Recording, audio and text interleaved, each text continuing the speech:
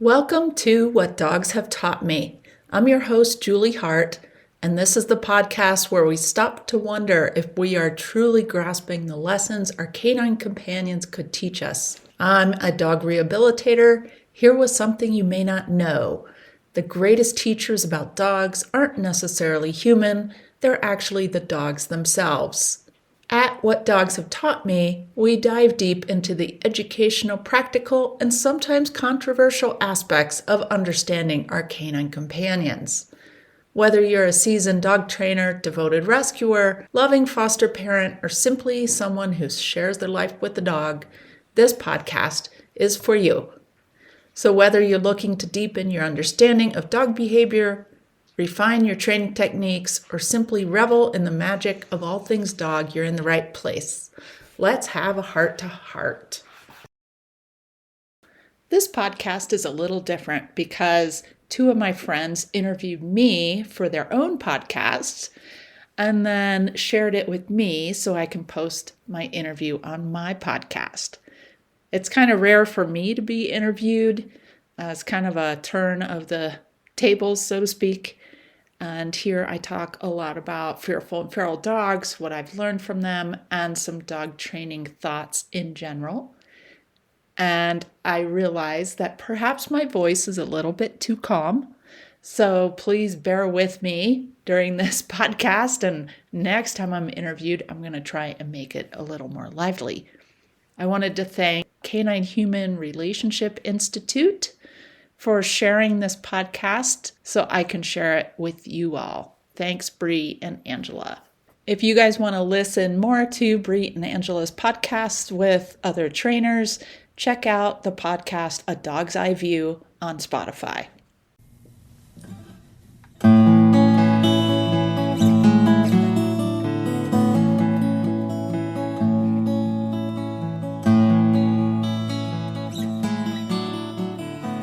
Welcome to A Dog's Eye View podcast with your hosts, myself, Brienne Charity, and my friend and colleague, Angela Luke.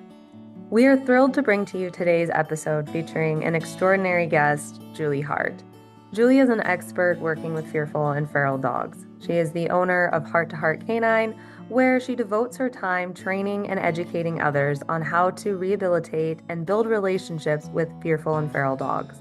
With years of personal and professional experience in foster, Julie has helped countless dogs build confidence, trust, and find their forever homes. In this episode, we explore Julie's unique approach to working with dogs, specifically fearful and feral ones, what she's learned from her experiences, and why it's important to understand a dog's perspective, rather than solely relying on traditional training methodologies, especially for complex cases. If you've ever wondered how to communicate with a fearful dog, why training methodologies may not always be effective, or simply want to hear incredible transformation stories, then this episode is for you. So listen in as we uncover the lessons that dogs can teach us about patience, boundaries, and connection. We are personally excited to share this episode with you, and we hope that you enjoy it just as much as we do.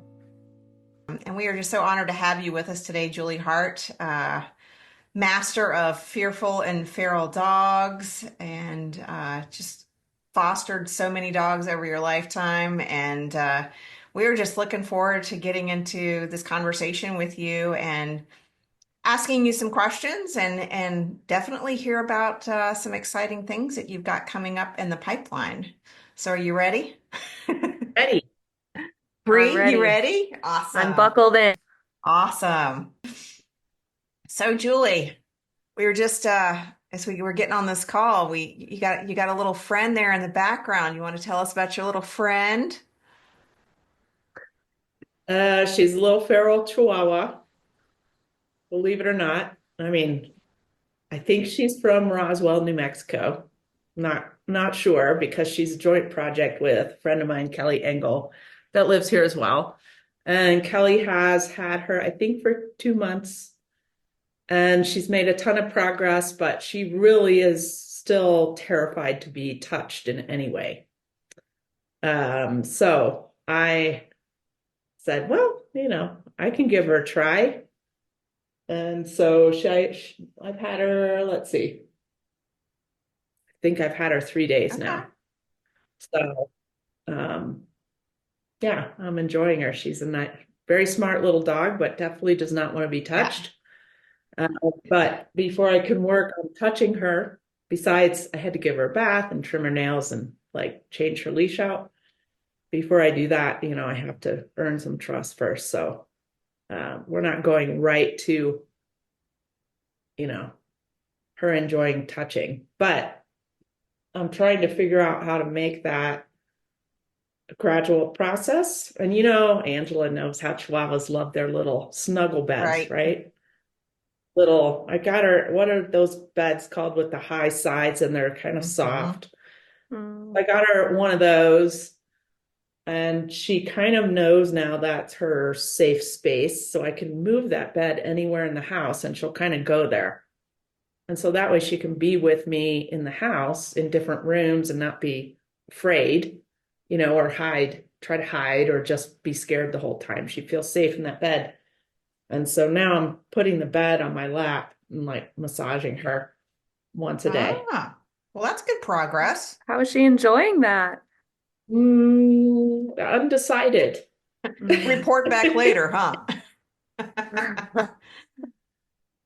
So we'll see, that's a way for her to kind of be close to me, but not be touching me, Mm. right? Like it's so we're kind of doing what do you call it? Like gradual desensitization, I Yeah. guess.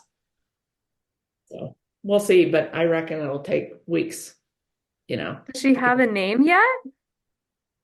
Kelly named her Bailey, but I'm experimenting with some other things. Or what's Bailey's personality like if you were to describe her in a couple words? Hmm.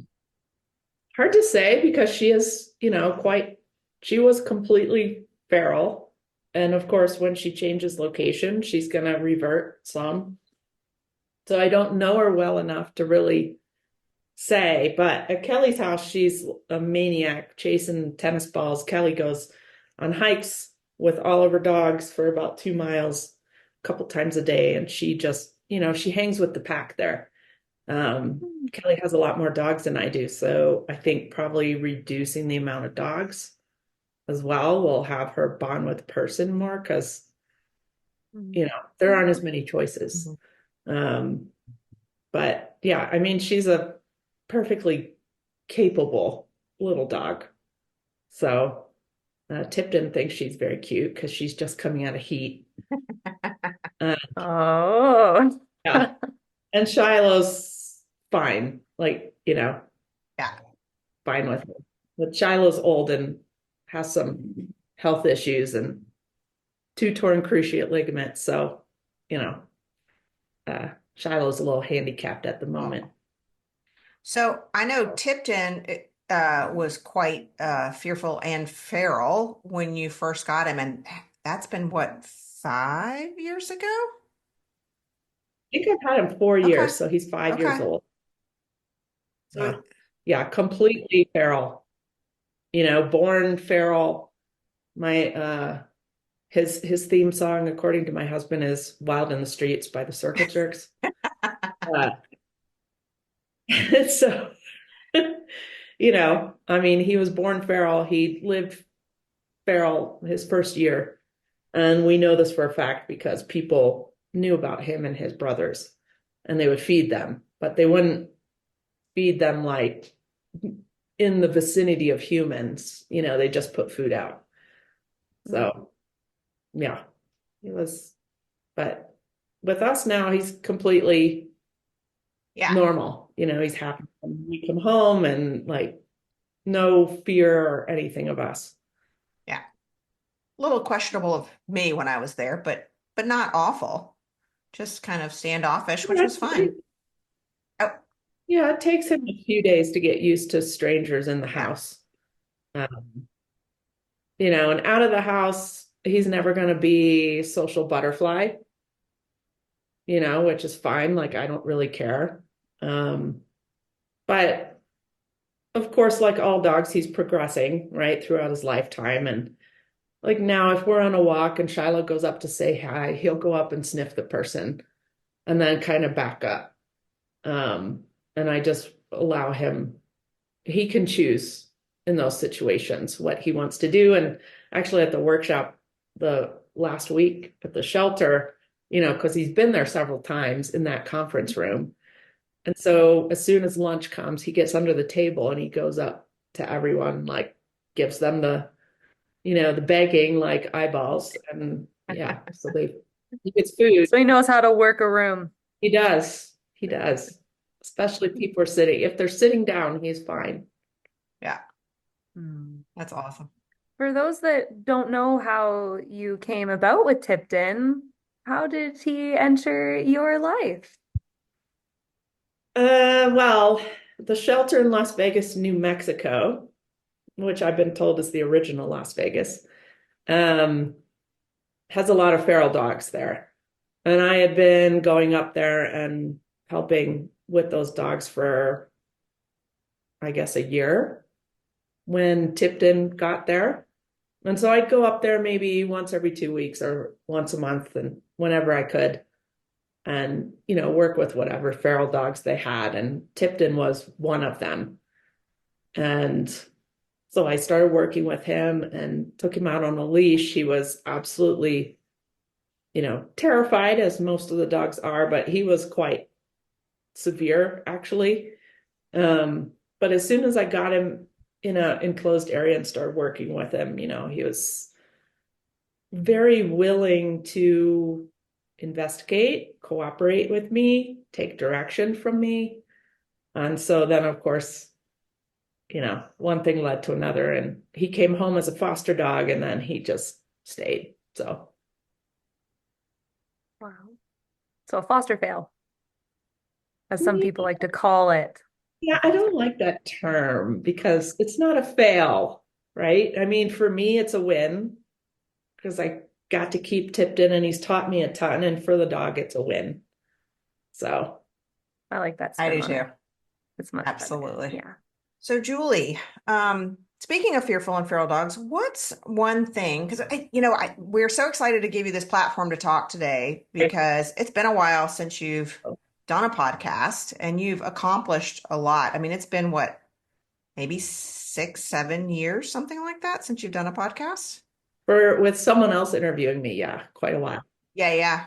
It's been quite a while. And Actually, I mean, you do you go right. ahead. I did a live with Kevin Lee and then one with Jason Cohen too, but they were Facebook lives, not podcasts. So Oh, okay. anyway, Very good. Well, we're excited to have you here today because we're looking forward to giving you a platform to share, what you've learned over the past few years. And I just appreciate our friendship for so many years. And I know you've got some things in the pipeline that we want to give you space to share with the listeners today too. So that'll be coming up in our talk as well. And you are definitely the master of fearful and feral dogs in the country, quite frankly. You teach the Fearful Feral Dog course at Las Vegas, New Mexico every year. You initially started that with Nelson Hodges 5, 6 years ago, and then last year was your first year teaching it on your own, and you're going to be teaching it again this year, June 2nd and 3rd. That's very exciting, and we want to talk a little bit more about what's going to come right behind that. But let's ask you, what's one thing you wish more people understood about fearful and feral dogs? just one. Just, just one. We can start with one. If you think there's more, we can at least start with one. Yeah. I'm trying to think overarching here. So instead of details, I think it's that they're not helpless, fragile creatures, and that dogs have a DNA and a long, long history of cooperating and living with people. And I think dogs, all dogs, honestly, are underestimated, but these dogs in particular are underestimated and treated dishonored for their abilities by most training methodologies out there.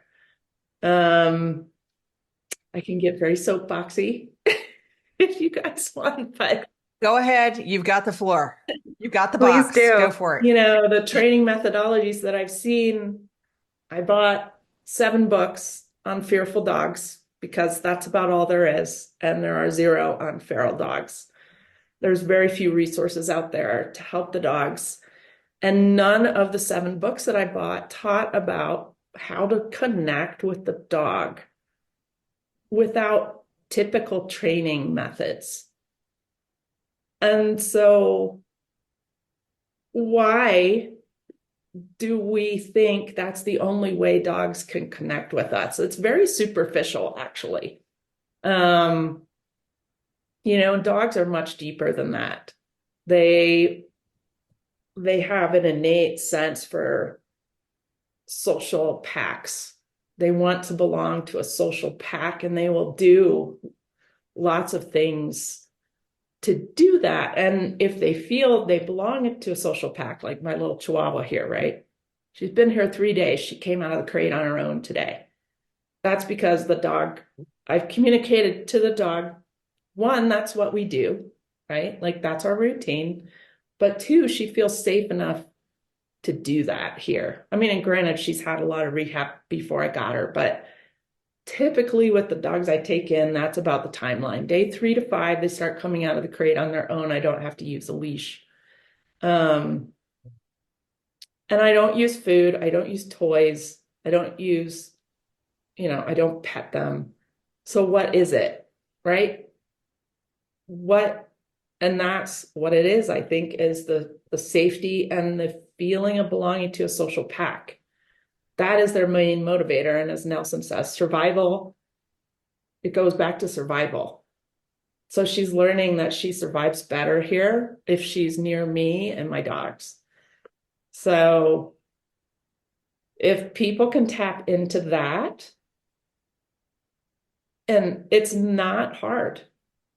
Like it's really not hard, but you have to not get sucked in by, oh, I want to use food with this dog because I feel sorry for it, or I don't know what else to do, so I'm going to throw food at it, and all these things. And meanwhile, the feral dog does not understand people or anything giving it food because that's not how nature works. And so it's backfiring on you. It's just creating behaviors. It's not creating a bond. So those are a few. I went over one, but that would be my main thing, is for people to realize, like, we are enough to connect with these dogs.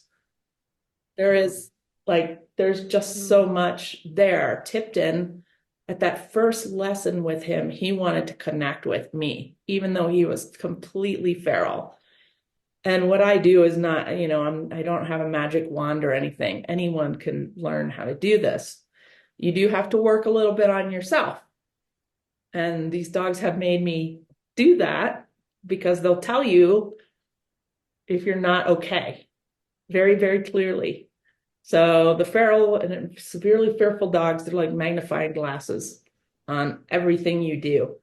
If you glance, even if I just turn my eyeballs to this dog while she's coming out of the crate, she stops because she thinks she's not supposed to do that. And so she'll tell me if I did that, and then I'm like, oops, got to be more conscious of me not, glancing at her when she's doing something I want her to do. Later, I can do that. It won't be an issue, but at the 3-day mark, you have to be really careful. So anyway, I think that's going to be my theme for my, when you guys, for a talk I'm giving later this year. Oh, yeah, that's great. It hasn't We been will be released talking yet, about so I'm not sure if I'm going to say it right now. that. Okay. This is exciting. You speak about those methodologies, the typical training methodologies. What would you say to someone that just has brought home a rescue dog, or whether that's a fearful or feral dog from the rescue or just a rescue dog? What's a piece of advice that you would give them, especially someone who's read all these books about how play and food are the answer? Well, I mean, you have to look at the dog you're working with. right? And not just in general, but every day. Where is that dog in the process? And I don't want to say I never use food. I do. I use it a lot, but I don't use it to build the trust between me and the dog. So you have to assess, is what you're doing working? Is it really getting that bond that you want with the dog? I'll give you an example. So there's a very well-known organization that has a video on YouTube, and they've rehabbed fearful dogs, and they use food. And it takes them months to get a dog to go down 4 stairs. And then they reward the dog with food. And then at the very end of that clip, you can see the person try and touch the dog, and the dog backs up, like recoils, not just backs up, recoils from that person's hand. There's no trust there. That's not trust. So, the fearful feral dogs I rehab don't recoil from me after maybe 2 or 3 weeks. So, to me, there's something, again, like I'm not doing anything magical that other people can't do, but I think we've gotten so sucked into this, using treats or tools or gimmicks because it sounds nice to us. It sounds easy to us, but actually it's going to make that process take so much longer and not get to the depth you could if you explore how to really bond with a dog, and it's probably only within what, I don't know, past 100 years. I mean, dogs hung out with people for millennia without these kinds of, clickers, e-collars, I don't know, list goes on and on, right? Treat and trains, all this stuff. And I'm not saying all that stuff is bad. It's not bad. Technology is great. I use it a lot. But I think it's getting in the way of our being able to really connect with the dogs. So Yeah, I love the one thing that you said, and this really speaks volumes to me. And interestingly enough, I was with Nelson a month and a half ago. I was helping with the last students that came through for course 2, and we actually spoke about you. And one of the things that we talked about was your saying is, or your realization that I guess you had in a conversation with him, and you just reiterated again a few moments ago, is that, excuse me, we are enough. And people they don't believe in themselves that they are enough, that if they learn how to appropriately listen, connect with these beautiful canine creatures, that is enough. That's really all you need at the end of the day. Like Nelson says, I don't want anything to get in between me and the dog, right? And not that, all the tools and the treats and the toys and all of that stuff is great. But when you're really trying to connect with these fearful, feral dogs, really all you need is yourself and an understanding of how you're communicating to them. And it is that nuance, that detailed eye look that you were just sharing a moment ago, where it can stop them dead in their tracks because they watch every little thing about you, right? Yeah. So, Yeah. And, basically the tools I use are a slip lead or a martingale, a leash, and a crate. And I do use the crate because, well, like now, right? Dogs, we've had our walk, she's in the crate. They really need downtime. They need a space they can go to just get some really good sleep, because I'm not sure if she was out in my house hiding somewhere, if she'd get the quality of sleep that she's getting in the crate. But also I want to be human, right? Like, and I can't be on 24/7, being very cognizant of how I'm moving and all that. And I need to get some things done. So the crate serves a couple purposes, as that I don't do anything quote unquote wrong or detrimental. You know, when she's in the crate, I can have my own life and kind of, be free to clean or vacuum or I don't know, whatever. But I will say this dog was out with me yesterday and I was putting up a retaining wall with those little landscape brick things you stack. She was fine. Like I had her on maybe a 10-foot little leash. It's a paracord with a Chihuahua. Um, I tied it to the pergola I was working around, and she was actually more curious in what I was doing than afraid. And so I'm like, now we're getting somewhere because we've gone over the total fear of me, and now she's curious.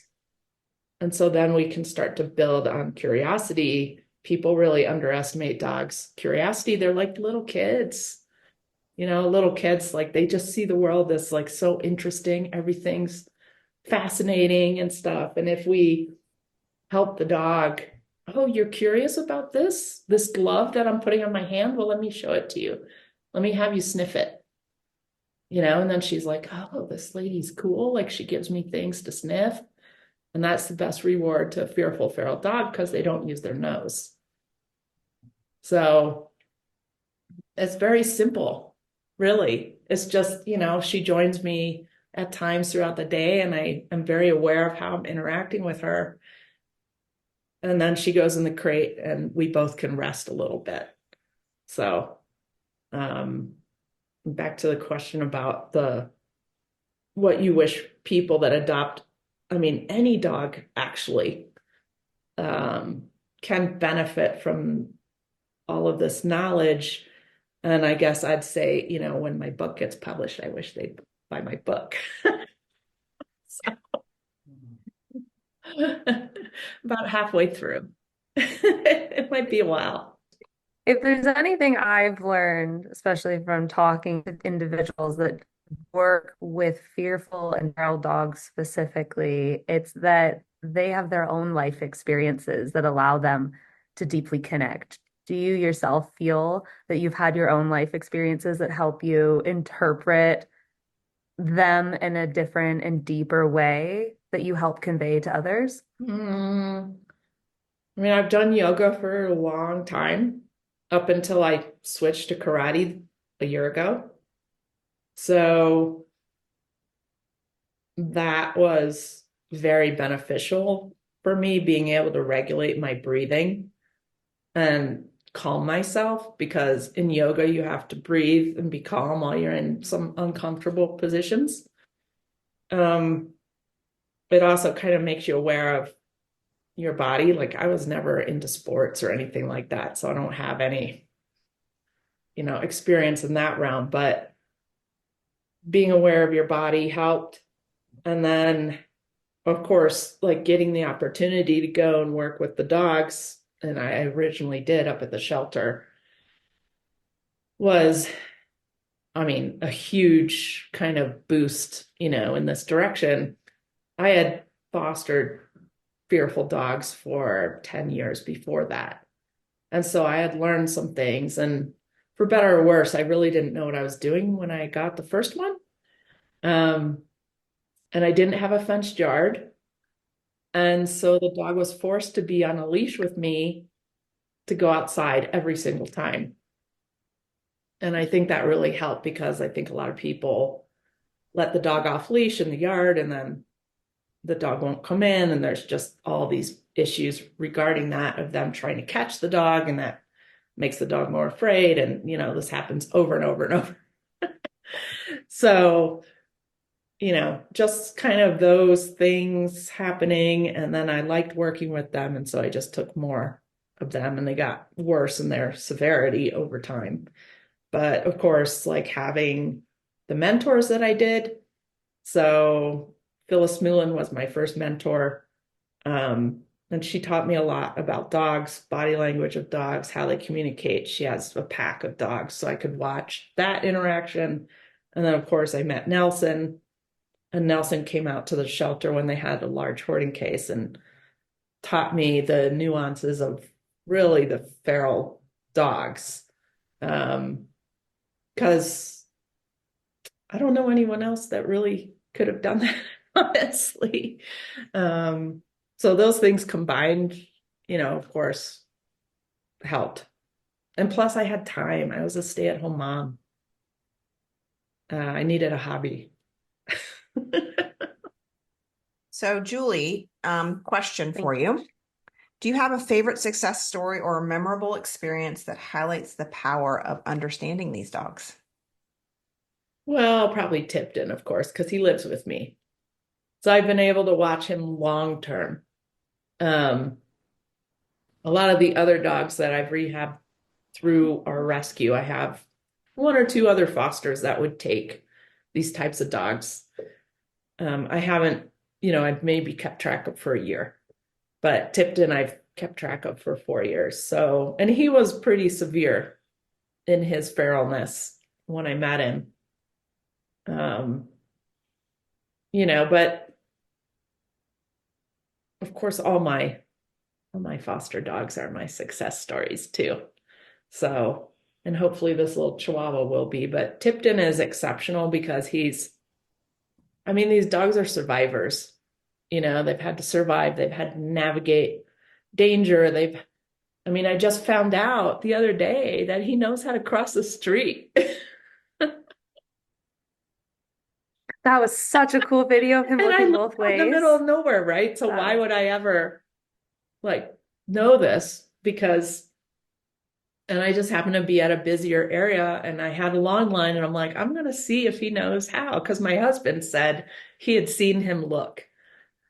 And it's funny. So my husband, he entertains my interest in this realm, but he's not always super involved. That's not his thing, which is fine. And so one time my husband was watching the dogs and he forgot Shiloh out in the yard. And so Shiloh was out there at the door just looking in probably for who knows how long. And Tipton kept going to the door and then coming to get my husband and going to the door and coming to get my husband. And finally, my husband's like, oh, maybe he says something I should check out. And so he gets up and Shiloh's locked outside, but after that, he's like, Tipton's like, Lassie, he told me Shiloh's locked outside. And then him crossing the street, we were going on a hike and my husband had Tipton. And, of course, normally crossing a street, I wouldn't even have my dogs out in front of me. They would be next to me, but it was out again in a very low traffic area. So Tipton was out front and he saw him look and he's like, he just watched him, I just saw him look both ways. So, but Tipton is like exceptional because he's taught me how dogs avoid conflict and how most humans don't let dogs avoid conflict and how in tune he is to his safety. And, where I live, there's coyotes, of course, and how he'll go out and check the perimeter and look out for danger. And if there's something going on, he's going to tell me about it. He doesn't want to take care of it, though.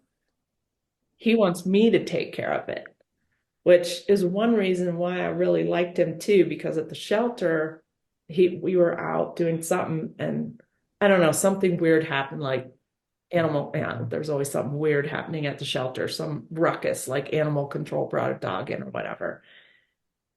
And he looked there, and this was the first, maybe the second time I had him out. He looked at what was going on and he looked at me and he went behind me. It's like, you see that? You take care of it. I'm hiding behind you. And for me, that was a big attraction because my first dog was very territorial and aggressive towards visitors. And she would be the one, I'm going to take care of it. Like, you just stay back there. I got it. And so I was attracted to that opposite because I really don't want to have a dog that takes charge like that again. Right. I love that dog, but don't want to repeat it. So yeah, he's a great dog. He travels with me. He goes everywhere. He doesn't like, busy places, but he can go to parks and playgrounds and he lives a very good life here. Laura's in the background dreaming right now. So you might hear a little poof, poof, poof, poof. Like there. I've got a sewage truck that just pulled up, and I'm kind of like, is Lily gonna let me know it's here? And today she didn't. Yeah, That's for our sure. win. I see it. Absolute random people in the front yard with a hat and sunglasses. Not even sunny out. Yeah, she's doing great. I don't even hear from her. So, Julie, you mentioned your book a little bit ago. You want to share a little bit about what inspired you to write this book and how you are doing so far in your progression? Do you want to talk about it a little bit? Well, because there isn't one out there on feral dogs and severely fearful dogs. A lot of the information I read are not about severely fearful dogs.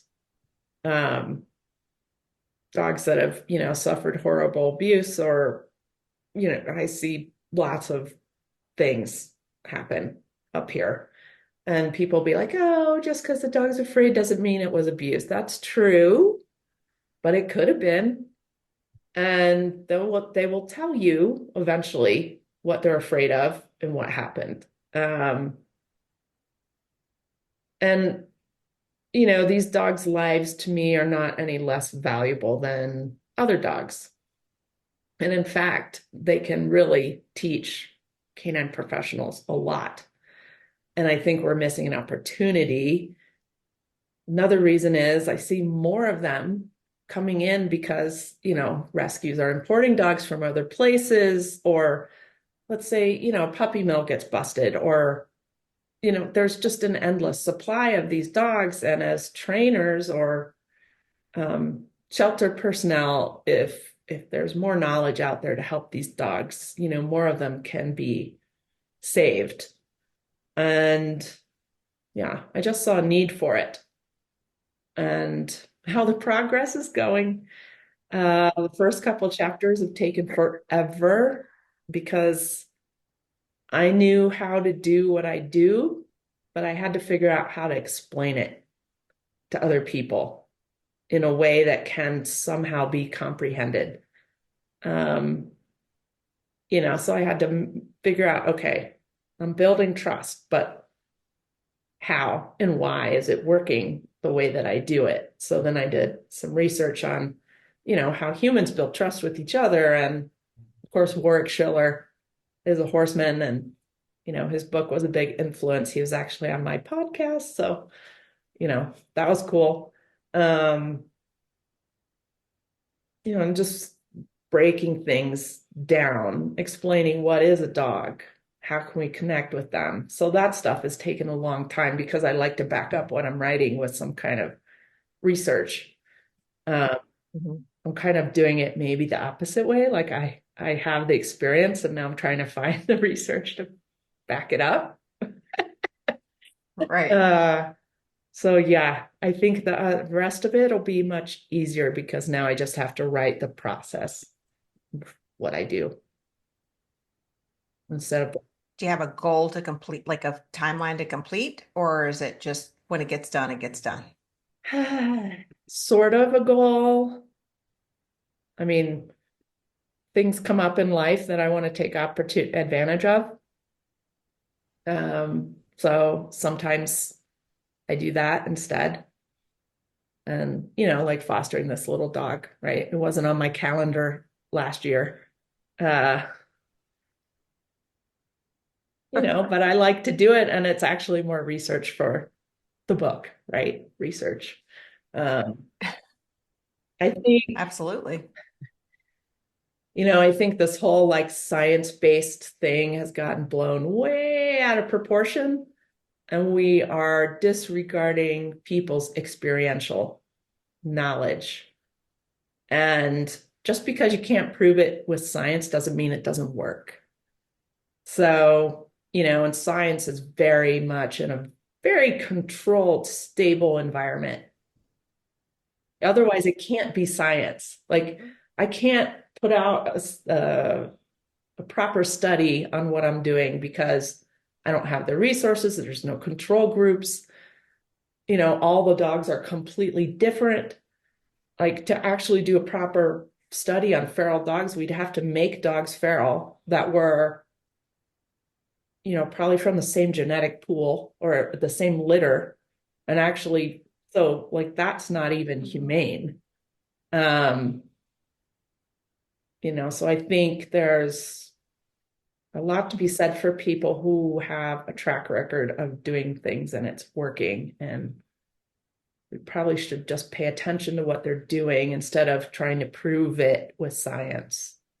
And for those that can't see Julie Hart right now, Quoting she's using air quotes when she said science. science-based validate. Yes. And the other thing about Yeah. science is that my husband happens to have a science degree in engineering and a master's in, oh, shoot, I don't remember right now.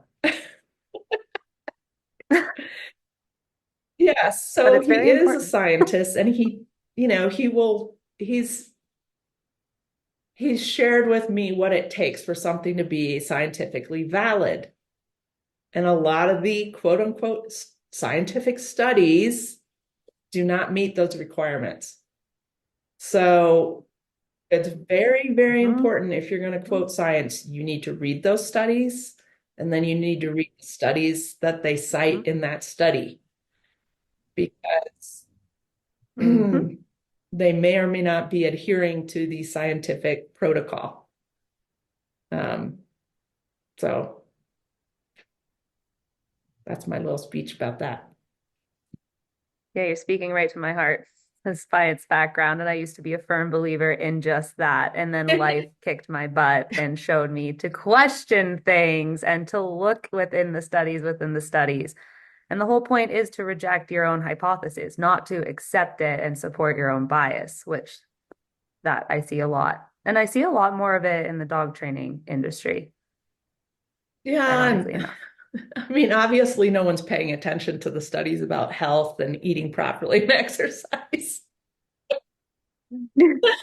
No, nothing that contains their own life America's at or an pertains all-time to. like obesity Yeah. rate and all that, even though that's pretty much proven science. But for some reason, we will go to the death about some scientific study that says, positive reinforcement only is the best and only. I mean, I've read all these books say it is the only way to rehab fearful dogs. And it's not like, so, and actually, I think it's takes longer and it's not as effective. So, but there's no studies proving otherwise because who's paid for that study? What are the people who are performing the study? What are they trying to prove? And all these things. I'm really glad to see some different things come out recently. And then like Monique Udell spoke at the IACP conference. That was awesome. And if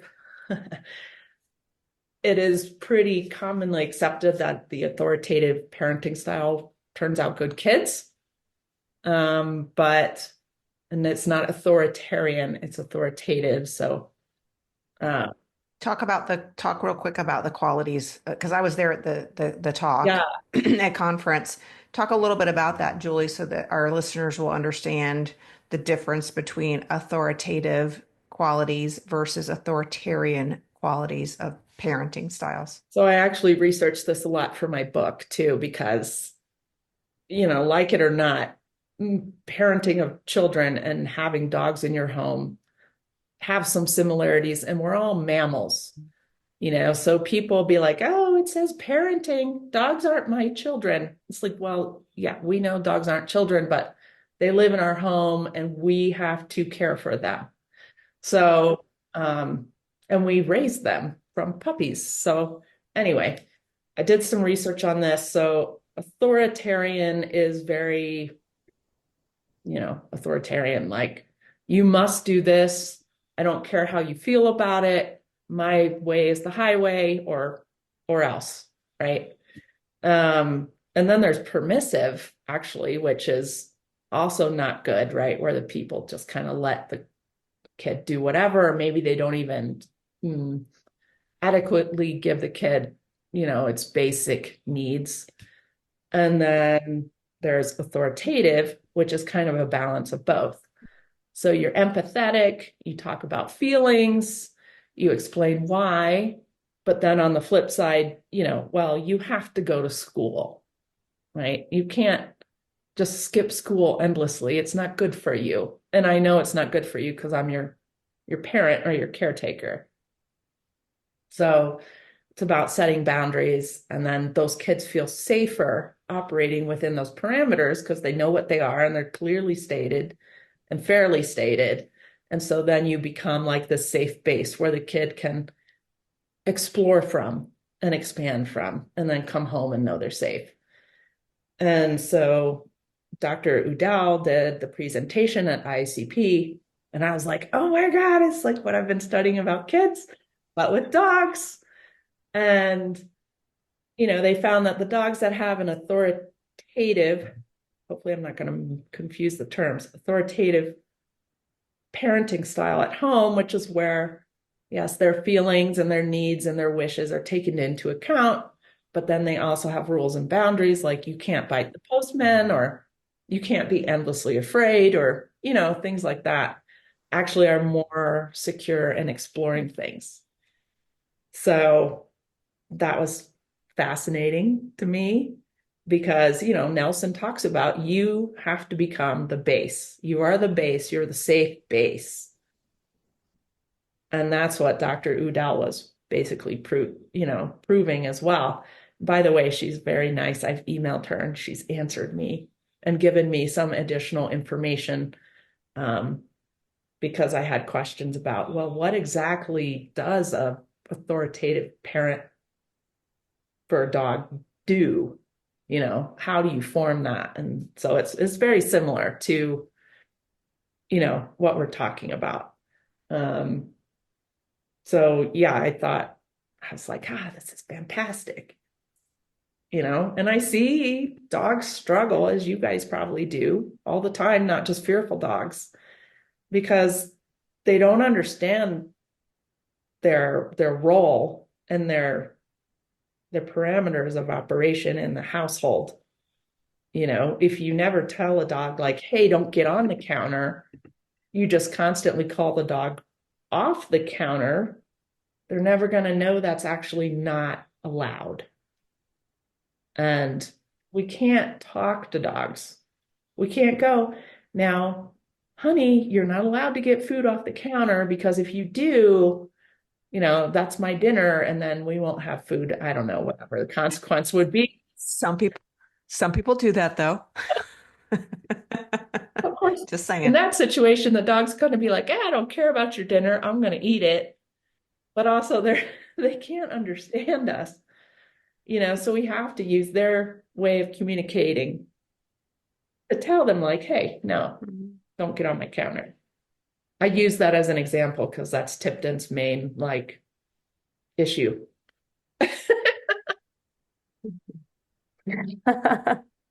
You told us secrets. Yeah. My dogs are not perfectly behaved, but they're pretty good.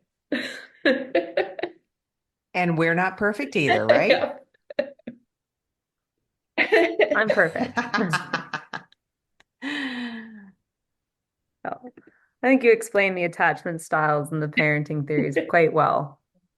I think you did a very good job at that. And the caveat to that is that permissive is like somebody just letting their dog get away with everything because they feel bad for them or they feel sorry, or they maybe at one point had their rules superimposed on them from more of from a dictator's perspective of coercive and using power where the child doesn't stand a chance against the parent's power. And that's you touched on that really well. And we have two sides to that coin. And Angela, in a conversation we had spoken about being firm and fair, I think really plays into this as well. Yeah, I've always wondered that actually, Brie, if people who have trouble setting boundaries had like dictator type environment growing up. And so they never, and I'm not saying I'm great. I mean, I'm 55 and I'm still practicing setting boundaries in a fair way in my with people I meet and all kinds of things, in a way that's not aggressive or wait till I get pissed off to set them, you know. But I mean, in my upbringing, I think they were pretty fair and clear, but not, we weren't punished. Well, I will say, I mean, I shouldn't say that, but when I was a teenager, I thought I was getting unfair punishment, but I was grounded for a little bit too long a couple times, I thought. But, if that's a correlation, right? And then the dogs can help us work on that. They're showing you, oh, you need to work on how to set boundaries. And honestly, the way I started learning how to do that was with dogs. And because if I got mad at a dog because I didn't set a boundary or I didn't know how, like, that's not fair. For some reason, it hit me harder with the dog than with like my spouse. So Yeah. It was patience for me. And you would think as a mother, I would have learned patience with my children, but actually the dogs taught me patience better than my kids did. A little sad, but true. I put it into play though after a while. well, But yeah. at least something clicked and you went, oh, wow, these Yeah, dogs are here to teach me how to be a better human, basically, and how to work on some deficiencies in my life, whatever they may. absolutely. So, That's a good way to put it. Mhm. Deficiencies. Yes. Yes. Maverick definitely taught me to set certain rules for myself and thus for others. Because he's a Siberian Husky, so he just took me for a wild ride. And I was all, oh, we shouldn't get a crate. He sleeps in the bed. Fully me, full transparency. I did everything wrong unknowingly with good intentions, but that's what made it worse. The good intentions. But he did teach me that, and now getting dogs that are feral and fearful, they've taught me the most about not to overset a boundary, because that can do damage if it gets into more of a controlling type methodology that I had inherently taken on, I will say kindly. So yeah, and I'm not a mom, but I am an aunt, and I learn a lot through my 7-year-old nephew. And when times to say, like, I've made a mistake, and that's super important. I know that dogs don't, we can't just say, oh, I made a mistake, I'm going to self-correct. We can just self-correct. But with children, I think it's so important to show them that we are human and we too make mistakes, and this is how we resolve it and admit that we can make mistakes. actually, And my it's okay. daughter taught me to lower my controlling side because I wasn't going to win. Like there was no, you know,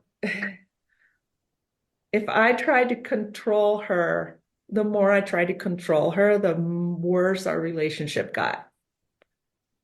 And so I learned to ask her, would you rather do A or B? Right. And this was with some help of like a counselor. My husband really had a hard time with this because he was military for 21 years, and he like, there's a lot of just protocol and things in the military that kind of carries over sometimes outside of the job. But anyway, but I wasn't going to win those battles even when she was 2. And, she didn't want to take a nap when she was, I don't know, a year and a half in the afternoon. And man, I tried to get that child to take a nap because I wanted the break. It just wasn't going to happen, So we worked things out.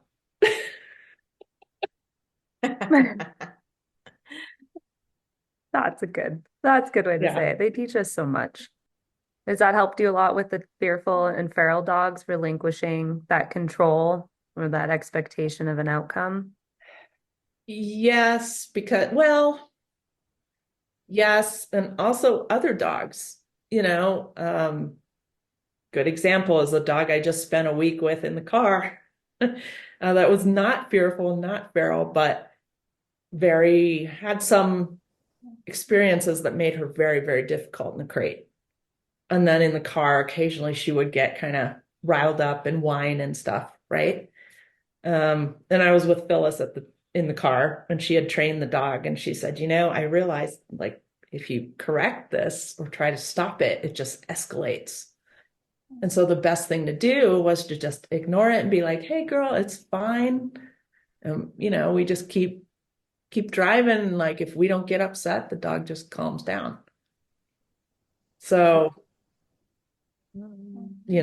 most, I think a lot of trainers would try to correct that behavior to stop it. And then you get in this battle where the dog's just, escalates in adrenaline or whatever. I don't know all the chemicals in the brain, but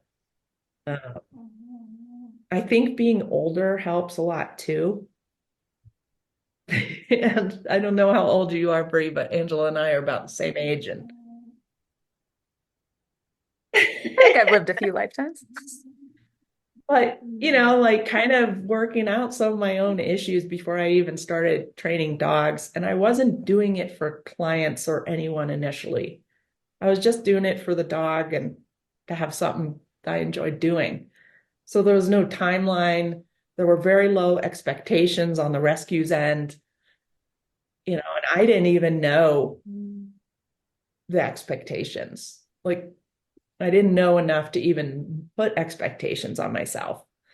So I was like, oh, great, the dog's getting better, yay. So I can understand if people have clients, it's hard not to put some kind of pressure on yourself and the dog. But, if the dog takes longer than 2 weeks, it takes longer than 2 weeks. Most dogs are going to take way longer than 2 weeks. And that's okay. So I think, and I realize at this age, there's only so much I can do to control. I can't control other things.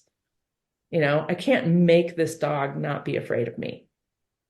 So how can I change what I do differently to help that dog come around? But then I do everything I can. The timeline's really up to her. There you go. So yeah, when we make the timeline up to ourselves, what we humans think, we tend to put pressure and controls on the dogs to try and meet that. yeah. And with fearful and feral dogs, that just breaks down that opportunity to create that bond. You just chip away at the bond versus fostering the bond. Really. Yeah. Self-implode. And I think, like, if I take Tipton in public and he acts like a scared dog, like, I don't care. He's a feral dog. Like, he was feral. What he does in public now is a huge improvement. But I think as trainers, if our dog malfunctions, if we get embarrassed and all kinds of things that make us want to control the dog more so we don't look bad. So let that stuff go. Do you think people do that with kids? Oh, absolutely. Funny enough, I don't think so. Oh, I think so. I saw some parents. Well, I was in Boston yesterday sitting talking to Neil Wright, and there's parents behind me, and they're just getting all flustered because their child, literally, he's like maybe 1.5, took his hand and swept everything off the table. And they were, oh. They like picked him up really fast, shuffled him out. Yeah. Husband ate, husband comes back, picks up the kid, trades off with the wife. He shuffles the kid out. Oh, yeah. Uh-huh. Yeah, I don't know. I see kids behaving poorly a lot and no one really seems to care, but maybe they do. I'm sure I actually, Sedona did that when she was like 1.5 years, and we didn't take her out to eat again for like a year. So There you go. The things I have to look forward But in to. those situations too, I think it's, you don't want to affect the other people in the restaurant's experience. So some of that is just courtesy too, Yes. versus embarrassment if you're at a park, you're not really affecting anyone and your dog's kind of acting like like barking or acting in an undesirable way. Yeah.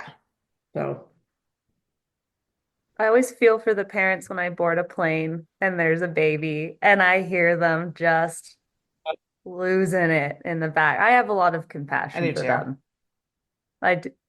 Yeah, I really do. Because I feel that every woman who chooses to have a child at one point in their life will be there.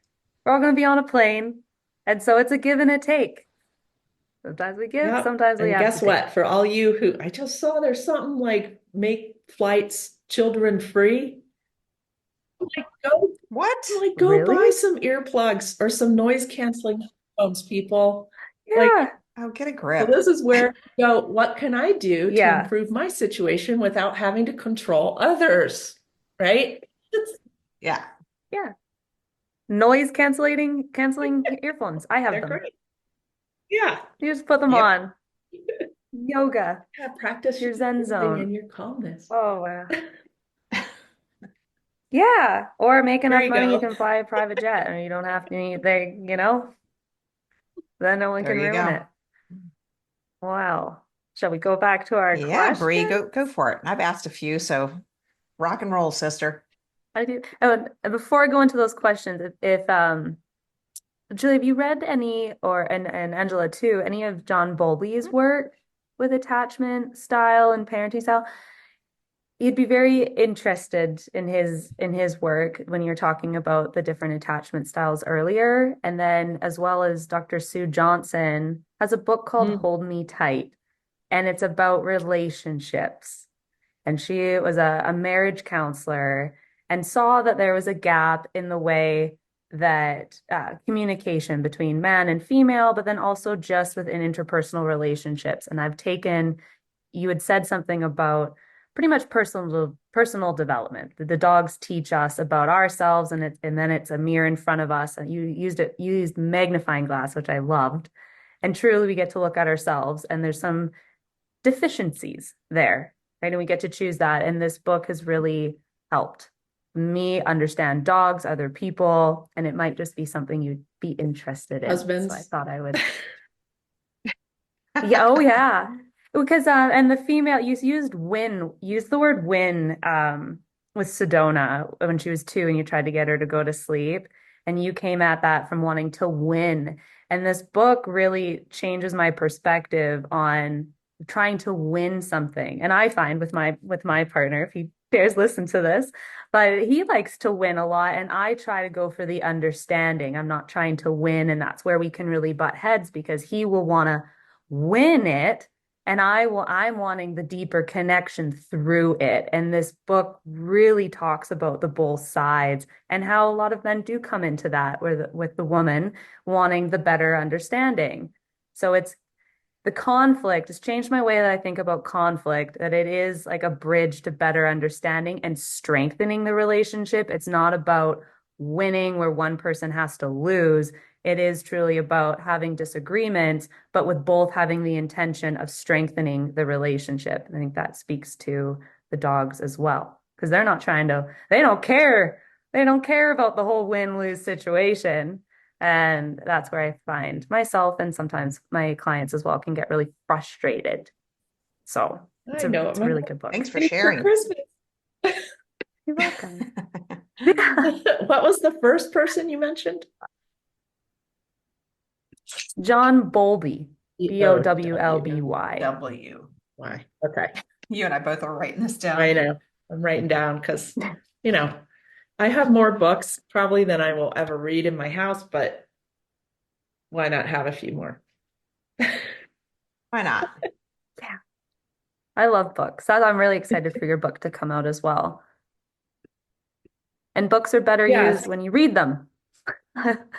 Yes, I always kid. Sometimes I'll go to the bookstore and I'll buy 7 books and I feel better after I've bought all these books. It's almost like I feel more intelligent and then I bring them home and then I don't read them. Yeah. So gotta read the books. Okay, going to transitioning a little bit. You've done a lot of work with rehabilitation, fearful feral dogs in the rescue world. Where would you like to see the rescue world 50 years from now? Not having a need for it would be great. but that's probably not going to happen. I'm super lucky because the people I deal with in rescue are responsible. They want to make the matches beneficial for the dog and the person. They try to get to know the dog so they can place it appropriately and all those things. So that's kind of the circle of people I surround myself with in rescue. I know that's not how everyone in rescue is. I think rescuers have a huge opportunity to instruct the adopters so the dog has better quality of life. A lot of rescuers do not understand dog behavior very well or how to really rehabilitate dogs. And I'm contacted by some of them. I wish, more of them would reach out because I can help you rescues. How to choose dogs to take into the rescue, how to rehabilitate them, or I don't do a lot of quote unquote training, as in obedience training in my fosters. They know how to walk on a leash, they know to come when called. And honestly, if that's all they know and not to dart out the door, like that's great. Because honestly, most adopters I found didn't care about that. I used to totally train all of my foster dogs, and then I tried to explain to people how they were trained, and they just were like, "Okay, we're good, bye." you know. And plus, I just got more interested in the behavior side of it, but they have such a huge opportunity because the adopters tend to listen to what they hear first, and that is from the rescue. Just like if the vet tells them something first, that tends to be what I don't know. Is that a thing, Brie? Like, do people? Yeah. Like the psychological side, I would I would say that it don't definitely know the answer to that. But my belief or my from what I know of it, it's from a trusted source. So whatever they believe is the trusted resource or person, that will have more influence than Okay. another. I would be interested to know, is it the first information that they hear? Probably, because a lot of people don't take second opinions or ask for second opinions. But I would have to do a little bit more digging to see any like scientific evidence Yeah. of that. There's a lot of biasy though on my end of people believing the vet versus Right. doing their own research. Right. And we get a lot of, oh, the rescue said I can't, blah, blah, blah, as trainers, do whatever.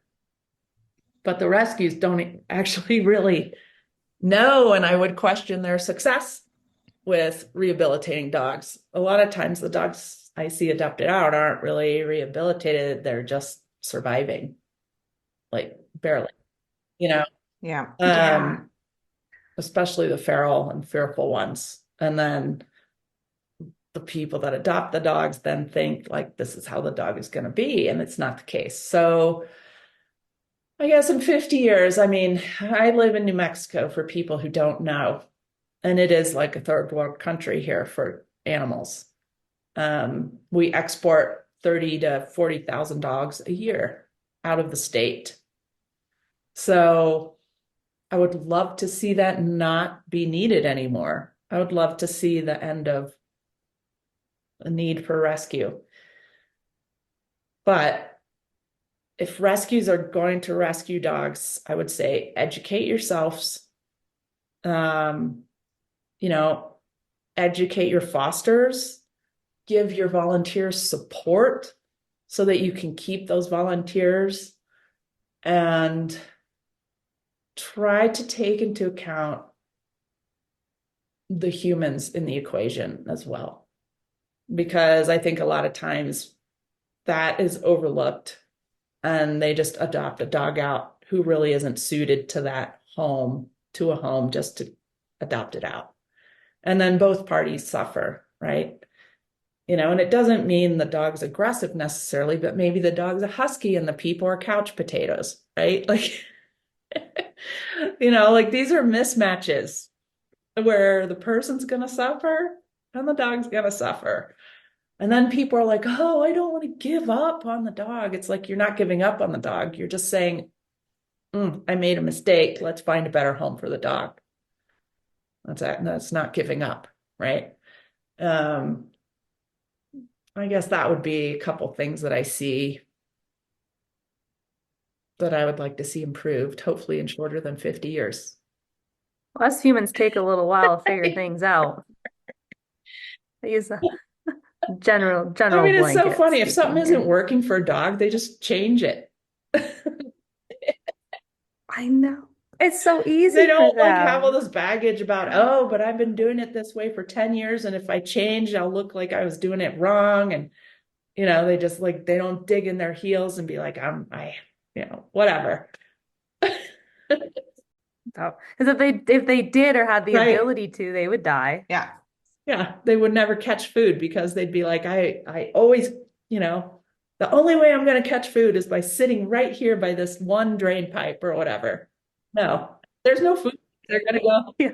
Well, the prey is behind them in the other drain pipe. Yeah. Well, Angela, I'll let you ask some questions here. Thanks, Bree. Appreciate it. Welcome. Can we talk a little bit about Chardonnay? Yes. Okay. You speak and write about your unique bond with her. I know she was close to your heart. And can you share what made her and your relationship so special and what made her so special? Well, Chardonnay was my foster dog to begin with. Your foster win? Yeah, my foster win for sure. I think I fostered her for maybe 9 months before I adopted her out. Well, I adopted her. Yeah. I remember when you got her. That's how long we've known each other. I know. Because I remember you coming back from the adoption event that day, and you're like, oh my gosh, Angela, this dog, she's got all these wounds on her face and they're infected, and she's so nice, even though she's got all of these injuries on her face. Yeah, the entire side of her face was road rash or something, abscess. She had been coming to adoption events because she was an owner show. The people that had her were trying to rehome her because she kept escaping the yard, which I believe because she tried to escape mine many times. But it was not a good environment overall for her. And the day she showed up with that on her face, I don't think it was caused by a dog. I was told it was, but it sure didn't look like a dog did that. And I just took her. I just told them, like, don't worry, I'll take care of her. Took her to the vet. She was very well behaved in the vet and took her home. And my dogs really liked her, which, I mean, after bringing in a couple hundred dogs into my house, I know, like, if they like a dog or they're indifferent, I've never really had them like actively not like a dog. And if they did, I would not foster it. Like, I trust my dogs. So anyway, I thought that was interesting because at the time I had Annie and Shiloh and Chardonnay was a female. I'm like, okay, I'm going to have 3 females. Okay. Let's see how this goes. And Chardonnay was very inappropriate in her play. She would just body slam the dogs, and like, she really didn't know any better, I want to say, because she learned better and she toned it down, and then she became like this amazing chameleon. And I would watch her change how she approached different dogs and their issues. And I don't know. I mean, she taught me a lot. She taught me, for one, like, hey, it's better to trade than just take. So one of the things she would do is if I had a dog that didn't want to share its toys, she would gradually earn that dog's trust a little bit, and then she'd go and like lay right next to it and gradually take the toy away from it, and then she'd give it back and ask them to play. So, Nice. that's one of the things she taught me. She taught me how to control space because she was like over the top control freak about space. And every dog that came in, she would not allow that dog to have freedom of movement in the house for at least, I don't know how long if I didn't intervene. I mean, she would be a little bit much. So I'd be like, Chardonnay, chill out. Like this dog can move into the living room from the kitchen. But that taught me, okay, that is a really important resource, space. And people underestimate how much dogs value that and how to use, they don't understand how to use it. And so Chardonnay taught me that to a huge extent. I mean, she helped me with puppies all the time. And of course, she helped me, with Tipton. And I mean, I'm honestly still at the point that I'm not sure how to foster puppies without her, because I would take in puppies who had been removed a little bit too young from the mama, and they were a little mouthy, but overall really nice puppies. And I'd just be like, here you go, Chardonnay, do your thing. And so, I mean, now I have Tipton, which actually this past week I've started kind of relying on him a little more to help me with this Chihuahua. And asking him to come with me and like kind of help me, like, hey, she doesn't want to get out of the crate. Tipton, come here, come over here and walk up and then go the other way to help her out. So I invested a lot of time, training her to work with me and to come when called. And basically, so, if she was in a situation in the yard that I didn't like what was happening, she would come to me and I would handle it. So yeah, it's just a huge loss, really. And I mean, I had slowed down fostering and stuff, but there'll never be another dog like her, I don't think. And of course, she was only 8 years old. So it was a very sudden surprise that she died. So yeah, that's where I am now with that. I don't know. And talking about controlling space, that would be why Tipton helps himself to the counters nowadays, huh? That's true. So there were a couple things Chardonnay did, and I knew she did these things, and I just let her. And so this is where it gets to, okay, she wasn't in charge because if I told her to stop, she would stop controlling the dogs. But there were times that I relied on her to help me. And one of those was keeping Tipton off the counter.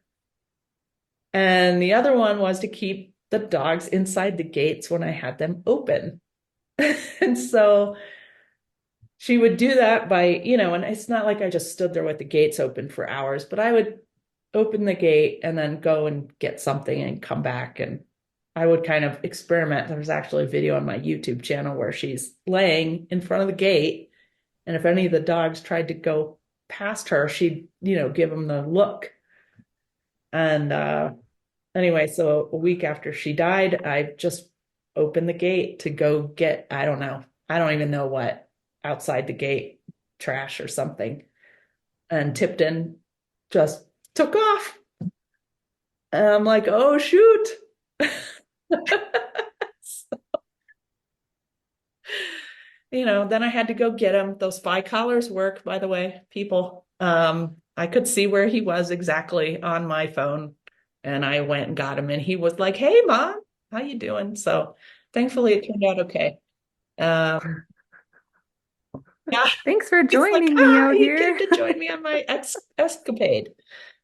So that was, and Char would always, she'd guard the counters. I mean, if I was cooking, she'd be in between me and the other dogs. And, if it got excessive, I'd tell her to back up and go lay down. But yeah, so anyway, Tipton has free reign now. of the counter. I'm not, He's taking full advantage of his yeah, opportunities, I see, yeah. or So, hear. and if I'm in there, he's not going to do it. He's not going to get on the counter there. Of course. So I've tried to set little traps. Of course I've he would. tried like the what did I put up there? Mouse traps. I read about the old school, like put mouse traps on the counter. So when they get up there, and you put them under a piece of paper so they don't hurt the dog, but they go off and scare them. He wouldn't do it. He knew. He knew they were up there. So, Did he see you no, put them up there, or does he just no, know? but he knows what mouse traps do because Wow. that's our little, I haven't yeah, heard of that's that like trick. old school. So, yeah. Oh, might have to try that for one of my rescue huskies. Yeah, she's fun. Chala. Yeah, Chilla. chilla, Chilla. as Nelson likes to say, but she doesn't find her chill well. She, we're getting there. Her name is Chella. She's from the Coachella Valley. My sister brought me into a shelter. She likes to donate every time she goes to La Quinta in California. I told her I didn't want to go. We were in the truck. We're there. So it is. I couldn't stay in the truck. And I went and I saw this little husky that was very shut down. And long story short, her kennel mate had kennel cough and they weren't doing much about it. When I brought it to their attention, it was more of oh, really? Oh, she just was on meds. And I went, when? Today. Like, oh, okay. You're not gonna separate them? No. So I took her. They said she's free. My heart was like, okay, I'll take her. And we're almost a year in. We're still finding our chill. We're still finding it. She's teaching me a lot of what not to do in future. Stay in Right. the truck. She would have had a very short life. There's no doubt about that if I didn't go in there. So I am a firm believer that things do happen for a reason, and we're happy to have her. I don't think she would be successful anywhere else. But we could always have that conversation another time. Yeah, that does happen sometimes. I mean, Chardonnay stayed with me so long because she was a really good dog, but she was not an easy dog. So, she That's a good. required a lot of exercise and being able to kind of hold her behavior at a certain level, because if we didn't regulate that, she'd be just like a dictator, right? I mean, overboard. Um, she would kill a cat in a New York minute. And, you know, she got along great with dogs. She was fantastic with dogs, but, left to her own devices in a regular pet home where no one's watching what's going on, I wasn't sure. So, plus she was a white pit bull. So she didn't get a lot of interest. But, it was meant to be. Do white pit bulls not get a lot of interest? No, no. I mean, there's probably like 500 pit bulls in the Albuquerque shelter at any given moment. Um, it's a matter of economics, right? Like there's huge supply and little demand. So she was actually 3/4 pit bull, a quarter border collie, and a quarter cattle dog. Yeah. What a mix. This whole dictator thing is now making sense of the whole power and resilience and Yeah. not back down. Well, and I think the herding breeds in there made her a little excessive with the space, using the space like she was herding those dogs. Mhm. So there's a video on my YouTube with two puppies that she kept in a corner by the refrigerator. And I told her, eventually I'm like, okay, Shar. But that was when I decided to keep her. When I saw that, I'm like, this is amazing. And she did it all without touching them at all, except one little bump by her on her nose with the puppy. and that's it. That was just innate. She just had that Yeah, I didn't teach ability. it, that's for sure. I mean, But you knew how to I had to nourish it. I'll say mold it for good. That's And good. this is the beauty of, and I'm using air quotes with my fingers here, listening to dogs, right? It's not just about listening, hearing, but it's also observing their behaviors, finding those actions and behaviors that they offer us or offer up, not necessarily to us, because that gets a little egotistical. It's just offering up, right? And if we observe those and we see those and we can guide those behaviors and work with those behaviors, right? So, and I know you did that a lot with her, which is why you're like, I don't know if I'll be able to take puppies in again, because she did help you a lot. Yeah, She was a great helper in that regard. yeah. I mean, my other dogs helped me too, not saying they didn't, but like Shar excelled at that. Um, each one of my dogs has had a role, and I don't force Mhm. them into a role they're not equipped for. So, like, Annie was the territorial, guardian, but everyone felt safe with her. They all worshiped her. And if she got up, which was unusual, they knew to pay attention. They're like, why is she getting up? Right. Um, and then like Shiloh as my therapy dog, and I did nose work with Annie and Coltrane. They were hounds. And, so I think it's important to look at the dog that you have and appreciate it for what it is instead of what it isn't. I hear a lot of people being like, well, my dog won't play fetch. I really want it to play fetch.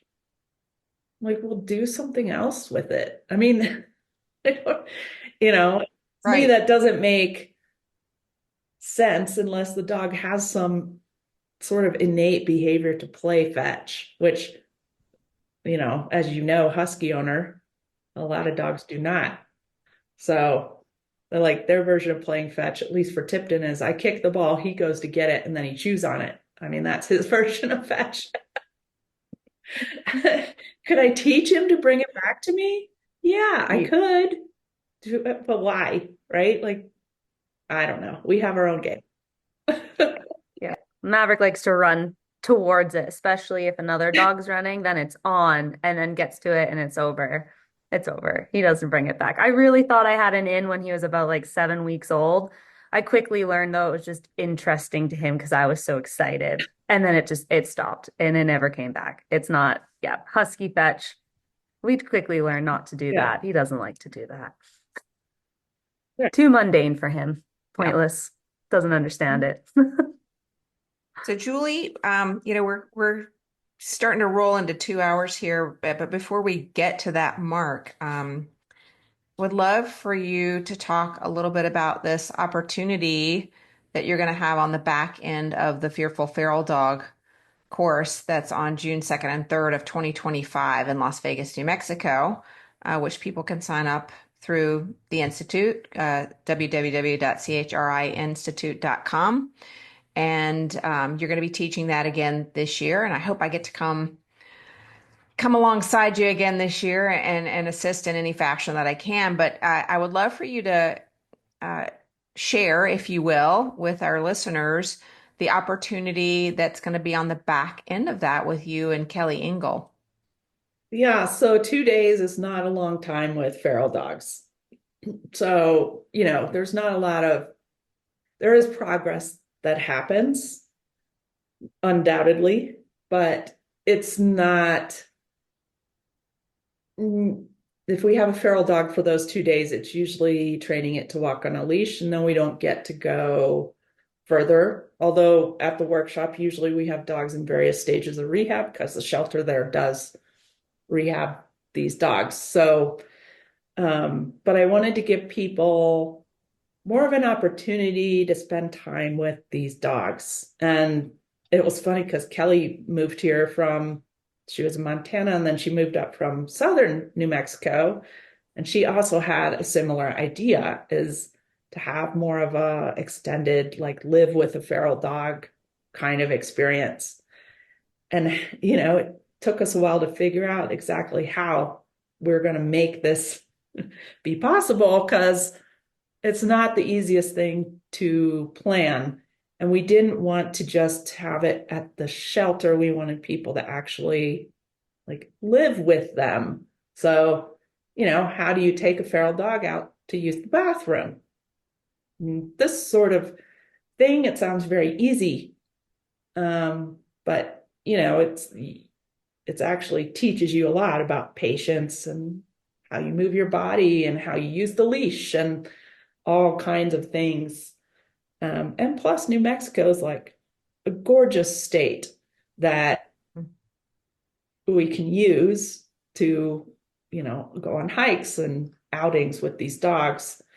So we came up with this idea. It's like we're calling it the immersive section, where the first 2 days are at the shelter, and we kind of go over the basics, how to build trust and leash work and all that stuff. And then there's 5 people, limited to 5, that can stay for the immersive part. Each one of those people will have a feral dog that we either choose for them or they choose, depending on, how that all goes. And they have the dog for another 4 days at this great house in Espanola, which is like adobe old historic home, and it has several outbuildings. And we managed to convince the person that rents it out to let us do this at our house. So it's on 6 acres. I mean, it's like perfect setting for this. And there's trails behind her house into desert and beautiful landscapes and things, but there's also things around that we're going to take the dogs to do, if they're at that point.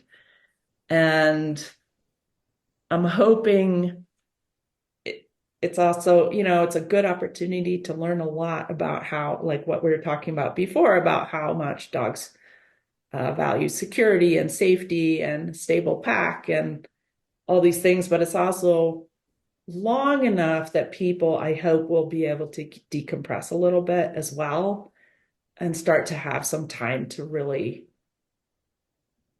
relax and self-reflect on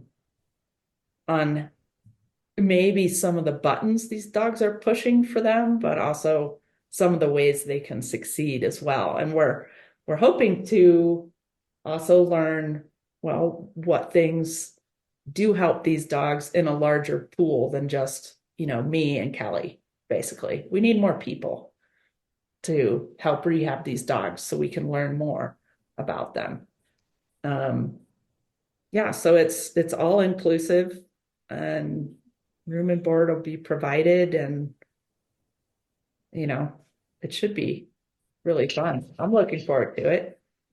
So the only caveats are whoever signs up for that part has to be able to hike in the desert for about a mile and a half, and has to be physically fit, to handle the dogs, because they are, they will pull you over and things like that if you're not paying attention. If they get scared and kind of dart off. They're usually not a bite risk, and of course we would try and screen that out as much as possible.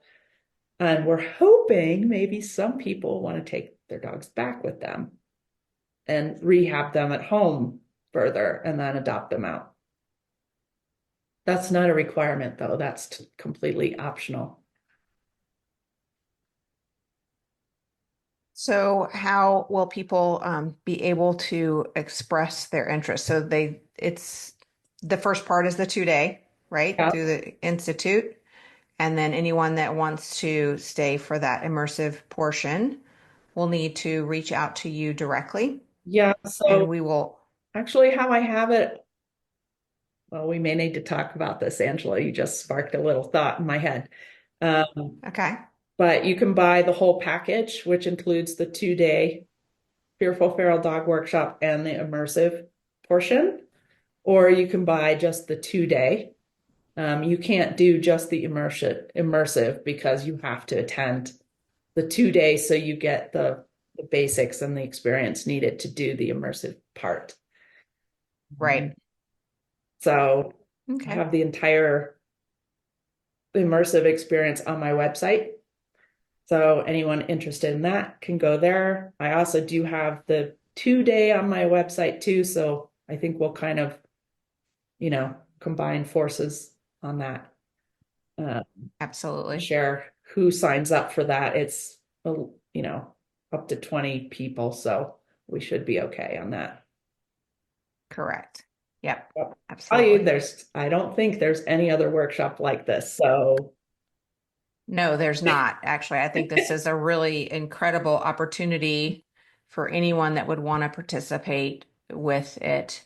And I think, as we've all mentioned, throughout this talk today and I know Nelson's talks about it as well, that, these fearful and feral dogs have taught us more really than any other dog, because of their sensitivity, to the world around them and their observation, their enhanced hyper awareness of their world around them, right? And which includes us and our movement and our eye contact and our hand gestures and all of those things. And it is a really incredible opportunity to hone your skills. And yeah, 5 days will give you a great experience for sure. And then it's the years after, because I have one of those. yep. I have one of those dogs from the initial Fearful Feral Dog Yep. workshop. And yeah, she's taught me a ton. And she's my heart dog. I'm thankful for her every day, for I sure. match make dogs and people, not just Yes, Julie's the dog matchmaker. For sure. I've got two dogs from Julie Hart. Thank you very much. And one from Phyllis Moon. Yeah, and I see a lot of things on the internet, like, oh, I already work with fearful dogs, and I can say probably not like this. I'm pretty much 100% I can say with certainty you don't work with them like this, because I haven't been able to find anyone else besides Nelson and I and anyone who's taken the course that works with them like this. And even if you don't see a high percentage in your business or your shelter, what you will learn will help you help all other dogs, not just Absolutely. feral dogs. But if you are a trainer that specializes in this, people will find you, because I have clients from all over. People that have feral dogs and seek out help, they will find you. And so you, Yeah, you just recently got somebody from the UK, yeah, didn't you? yeah, That's reaching out to you. yeah, exactly. So not that I would do this just for business only, but it can enhance your business. It can enhance the dogs you can help and the clients you can get from that. But shelter staff as well, like, huge on how you can help dogs in a shelter environment without having to teach them obedience, but rehab them. So anyway, I'm hoping it'll be well attended and very educational and helpful. This is a very exciting adventure. Oh, very. Wiley behind me is getting excited. I call her Wiley because it's like Wiley Coyote. She came out of the bush one day and she never left. So you're speaking, she's getting excited. I look at her, I'm like, oh yeah, you really learn from the wild more than you can learn anywhere else. And I know I still have so much more to learn, but she's the little bit Yeah. of nature that has come now inside my home. And it is crazy to see the difference between my clientele. I don't typically get too many fearful or feral cases. A lot of anxiety cases, I like to work with a bit of that fearful and feral because it is near and dear to my heart. And it's almost like, I'm going to say, like, God one day was like, here, go to that specific house. And that's where I say, like, things happen for a reason. Out of all the homes she could have walked into the driveway, my nephew spotted her from the bush and help, help, she needs help. And then, on my way with a slip lead. So where can people find your website? What is your It's website to Hart lead them to Heart to Canine, this but course? it's HART number 2 HEARTCANINE.com. I'm on YouTube. I have a podcast. Both channels are called What Dogs Have Taught Me. What else? I have online learning opportunities if you can't come to the workshop. Nelson and I have an online course on fearful and feral dogs with Nelson teaching, and then I have a couple others as well. And is that it, Angela? I think so. think so. Another thing we can't quite talk about yet, but an opportunity that might be coming up in the future to hear you talk. Yes. Yeah. But we'll save that for later. Yes, I think it's going to be a interactive type of thing. Oh, sweet. Yeah. That's awesome. Mostly me and doing the interacting. It's awesome. Yep. All right. So we've got 2 fill in the blanks for you Okay. that we're going to finish up with today. Okay. The first one is, you got to fill in the blank. Okay. The biggest myth in dog training is blank. There's so many to choose from with this. The dogs can only learn from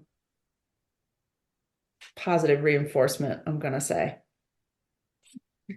Because I think that dishonors the dog and its huge capabilities to learn from negative reinforcement. And, even though it's on the realm of punishment, just stepping into the dog's space and saying, hey, don't run out my door.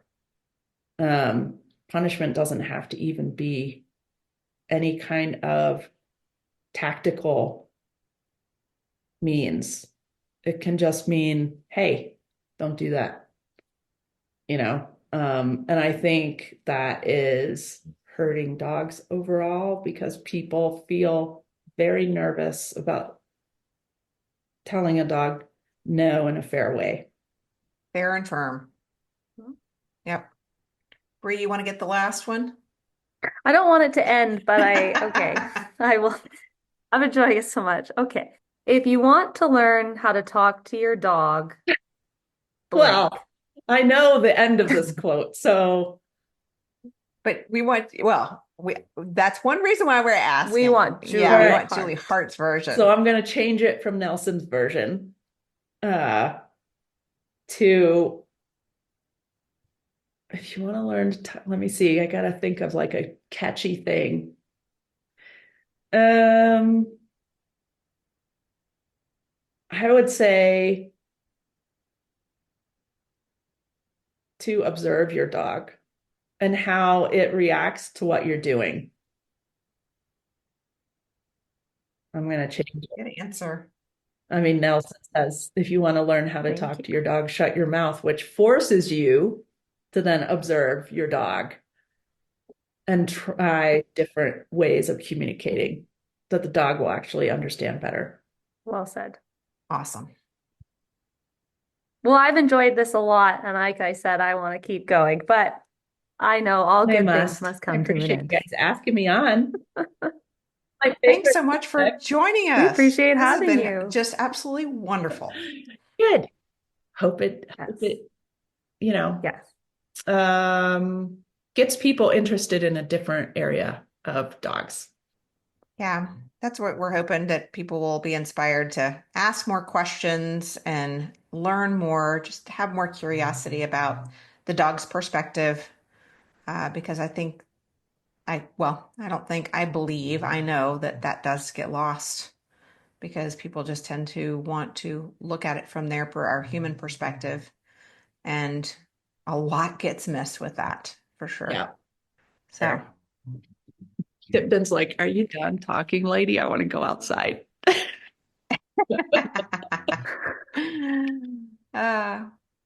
We will return her to you, Yes. Tipton. Thank you for lending her out. Well, thanks so much, Julie Hart. We hope you enjoy the rest of your day, and we will look forward to talking to you again. Thank you, ladies. Yes. Thank Bye. you. Hit subscribe and join us as we unlock a world of insights straight from those who live it. We're here to inspire your journey with dogs, one unique perspective at a time.